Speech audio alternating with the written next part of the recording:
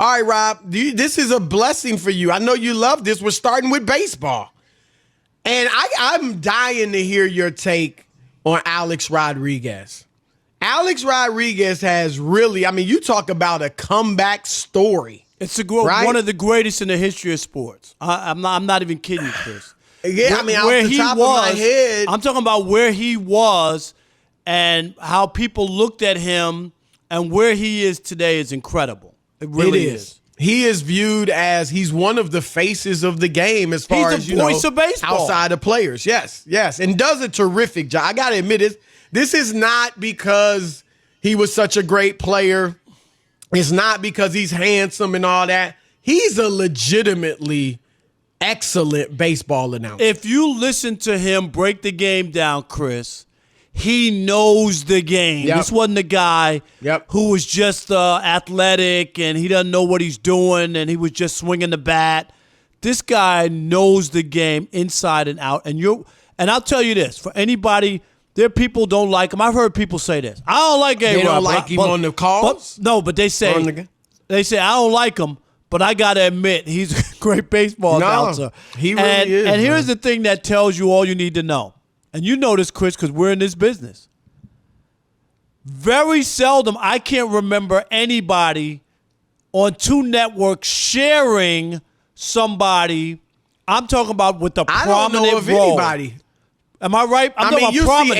see ABC, ESPN, but they're one net. They're owned by the same company. But you might be a guy I've who might never seen this. Never, right? A-Rod does Fox baseball, as we know, and he's in the studio during the postseason, and Fox has a big baseball TV deal, and he has an ESPN Sunday Night Baseball, which is the marquee game, and he's the color analyst. That says a lot. He's shared by both networks. That says a ton. All right, so here's the deal, Rob. A-Rod and his wife, J-Lo, they're married, right? J-Lo? Or are they just dating? Girlfriend they're like still fiance just dating. or whatever. They're engaged. I wonder what do they need more money? Does he got to get that job straight, right? Just waiting to get that right salary so he can finally get married. One more contract. Just wait till I sign my new deal. Right. But anyway, they're a couple. All right, and they are among the bidders for the possible purchase of the New York Mets. So that would obviously make A-Rod an owner. Right. Which would be great, Hispanic owner. You know what? I don't know if any baseball player, Chris, I'm trying to think, has I don't think there is one that's been a majority owner. That's what I'm saying. Like Derek Jeter's in the Miami Marlins group. You know what I mean? He's not the majority. Right. No. Right. So anyway, A-Rod made a comment, Rob, that he didn't use. I give him this. Because he had tried to walk it back. Yeah, he's walking it back. Yeah, right. And he's getting technical. And I said, I never used the phrase salary cap. But here's what he said: the only way it's going to happen, talking about, I guess, making baseball more popular again, is if they get to the table and say the number one goal, let's get from 10 to 15 billion. And then we'll split the economics evenly. But that's the type of conversation, instead of fighting against each other, because there's too much competition out there right now. So what he's saying, Rob, is in the NBA, they got essentially a 50-50 split. The NFL, roughly the same, give or take a few percentage points in each sport. And players, Tony Clark, who runs the Players Association, I don't blame him for hearing salary cap. That's what A-Rod was talking about. Yes, I don't care if he didn't say it. Whether he said it or not, and then to bring up the other sports, Chris, which all work under salary cap. So he's saying he's trying to be technical because he didn't use the term, but that's what he was talking about. And I'll say this to A-Rod: no way, no how.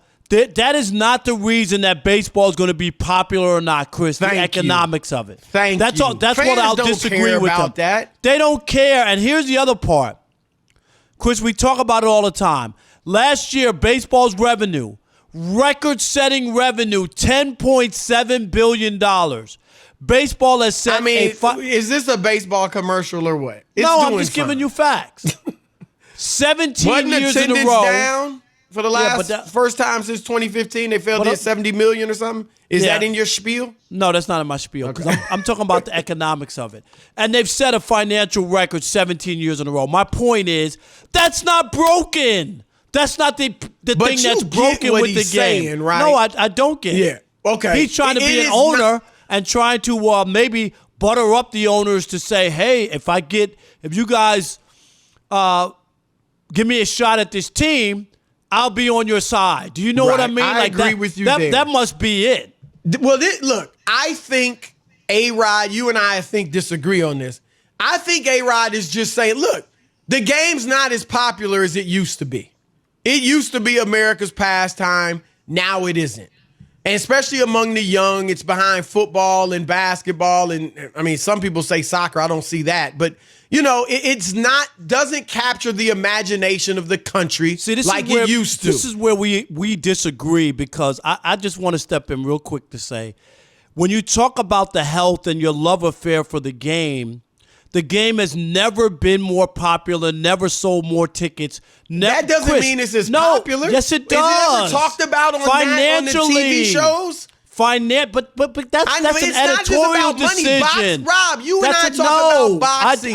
Boxing is making more money than ever. Does that mean Floyd Mayweather was better for the sport than Muhammad Ali? Floyd Mayweather might be making more money, but I don't know if boxing is. All these purses are huge. But my point is, all the majors, and that's what boxing. You and I have talked to Jim Gray, and boxing is healthy. Everybody talks about boxing. But it doesn't capture the imagination like it once did. But I'm talking about when you talk about it and you romanticize about it, Chris, there's a difference between, I'm just talking about economics. But that's okay. No, I'll give you is this. Just hear me out. And when you talk about the 50s and the glory days of baseball. I ain't talking about the 50s. I wasn't even around in the 50s. I'm talking about the 70s and the 80s. People romanticize when 9,000 people were at ball games. I'm just telling you. Not in the 70s and 80s. Chris, it was America's pastime. I went to Shea Stadium. Don't tell me there weren't 9,000 people there. Rob? Was it not America's pastime? It's still America's pastime. Oh, stop it. Stop it. You are even Rob Manfred knows it's not America's pastime. Let's just go to the story. That's right. Thank you. Stop giving the MLB commercials. All right, I agree. Where I do agree with you is that A-Rod's blowing smoke. I think A-Rod's right when he says, look, we're not what we used to be.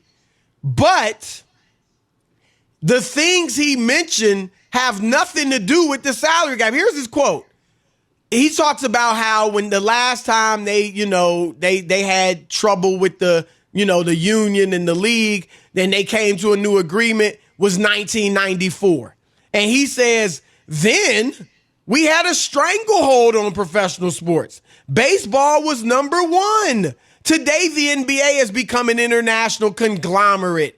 NFL's a juggernaut. Back then, there was no Netflix, there was no Snapchat, there was no Disney Plus, ESPN Plus, and everything they're doing to attract their attention. So today, we have to work really collaboratively with the players and the owners to say, how do we compete together to become number one? I don't think any of that has anything to do with why baseball's no longer number one. It's not Netflix's fault. The other leagues are competing against Netflix too. Snapchat, all that. I think the things that baseball has to do to get back to where it once was, at least in the imagination of the public, has nothing to do with a salary cap or not. I think this is what made me think A-Rod's blowing smoke. And you hit it. You made a great point. He's selling the owners. Hey, I'm going to fight for you guys. I'm going to be on your side now. Yeah. Here's a guy who made $448 million, Chris, without a cap. $448 million. And now you're singing about the idea of having a cap without mentioning it. I just think he's misguided here. If you want to talk about other ways to improve the game, that's something. Right. But talking about working together on this deal, we just had, what did he just say? We've had labor peace, Chris, since 1994. Right. Right? We haven't had, you want to go back in the 70s and 80s when there was a strike or a lockout every 2 or 3 years? Do you remember that? I mean, that's what I don't understand what he's talking about. I think when he talks I get that he's talking about the popularity of the game, but I just don't. The things he mentioned, I don't think are the problem. The NFL's not king because it has a salary cap. Really, the NBA is not popular with the youth because it's got a salary cap. It was popular in the 90s when there was no max salary. They had a cap, but there was no max salary. And he brings up 94 like the other sports were just floundering. Then you have the Dallas Cowboys dynasty at that time. I know Jordan stepped away in 94, but he came right back. So the NBA was pretty hot too. So I just think, I think he was making up excuses for really, like you said, kind of brown-nosing the other owners, so maybe he gets the deal. Let's see what the callers think, Rob. 877-99 on Fox. Does baseball need a salary cap? Or is A-Rod just blowing smoke to try and appease the owners? Which league sells more tickets, has a higher average attendance? Baseball stadiums are way bigger. Stop it. That's not what I said. I said the NHL or the NBA. I didn't even bring up baseball. Which one has? What was the question? Which has a better the best attendance out of those two? I would say the NBA. NHL. Okay. All right. 877-99 on Fox. Come on, man. All I'm telling you is pom-poms. No, I'm just telling you that seriously. No, but you could say that people aren't interested in the NHL, but they sell more tickets than the NBA. It's not as popular as the NBA. I don't care what the tickets say. I'm telling you, they still sell more tickets. Is it as popular as the NBA? Are not to everybody, but I'm saying they sell more tickets. Stop it. They sell more tickets. Stop it. Ham in New Jersey, you're on the Odd Couple, Fox Sports Radio. Yeah, what's up, I'm just giving you facts. How you doing? Just giving me pom-poms. I'm doing good. I feel like absolutely not. We don't need a salary cap. I think he's brown-nosing the owners. MLB's not financially struggling. I think that the only thing's missing now is how to captivate the fans, and that's either juicing the balls again or letting the players juice. Chicks dig the long ball. That's what we're missing here. Well, I think that's hitting home runs. We need a little more other stuff mixed in, but I get it. My and all you need, just cheat. They're hitting home runs. Right. I mean, people already think the ball's juiced. Right. It was wound a little tight, I think, last year. Yeah. So, but Ham, I agree with you. Financially, there's no issue. Nobody and fans don't care about that. Right. I agree. Nobody care. Thinks I think about they even that. like it when they see the guys get the huge deals. I mean, it just adds excitement, you know? Yeah. Hot Andre, and all that. in Dallas, you're on the Odd Couple, Fox Sports Radio. Hey, fellas, how y'all doing? Long time listener, first time caller. Whoa, welcome to the show. You. Don't make it the last. Okay. Hey, but what I want, okay, all right now. But what I wanted to say was baseball doesn't need a salary cap, but they do need to promote their players more. I think that's their biggest problem. You got Mike Trout, players like that making all $400 million, all that money, and they could walk down the street, you wouldn't even know who they were.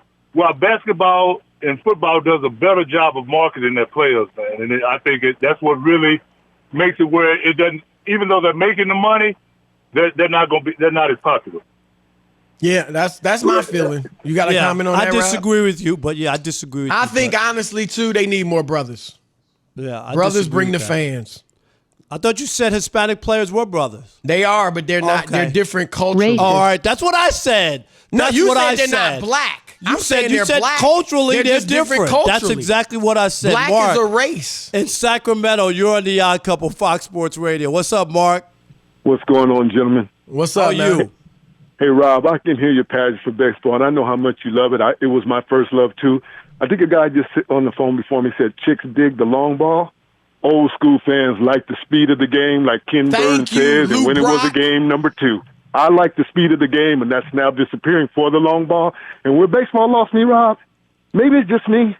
I hated interleague play.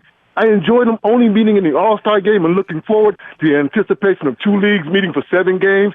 I hated it. I understand why they did it. Mark, as a fan, I hated it. Mark, the only problem is when you have the interleague games and the Dodgers and Angels and Yankees and Mets and Cubs and White Sox and Royal, They sell out those games. That's where the attendance boom came in instead of another night with the Yankees. Fan, it's where they lost me as a fan. I'm just saying, that was it, Mark. I'm in old school too. I agree with you on most of what you said, but I think interleague play has been good, that by itself couldn't have lost you. Attendance wise, for the game when the Mets and Yankees and the Dodgers and Angels those are automatic sellouts. Do you want another game against Seattle or the Texas you got Rangers? 162 games. You can afford a few of them to be interleague. So I'm with you on that. Marty in Kentucky, you're on the Odd Couple Fox Sports Radio. What's up, Marty? What's up, fellas? How are you? What's up, man? I'm great. Chris, I feel for you dealing with Rob's baseball. Oh, my God. Can you tell him to put down the pom-poms, Marty? He'll listen to you. Have River tell him. I come from a baseball family, and I'm the black sheep that loves basketball and football, but everybody else thinks baseball is just the greatest thing ever, and if I challenge that, I just get teamed up on it, and I feel for you. Now, with this A-Rod situation, I'm going to tell you guys what my first thoughts when I heard it about an hour ago before the show. I don't know if it was Ralph Irvin. Somebody dropped the news. Might have been DeSager, but they said that, J-Lo and A-Rod went to Kraft for guidance. And my very first immediate thought was, well, A-Rod's really smart. Why would he go to Kraft for guidance when Kraft's in a salary cap league? Right. And then my second thought was, unless A-Rod is so smart, he's ahead of us and he knows something we don't know, and he's going to Kraft because he expects a salary cap. And good luck with that against the union. I think you make a good point, Marty. I don't see that happening.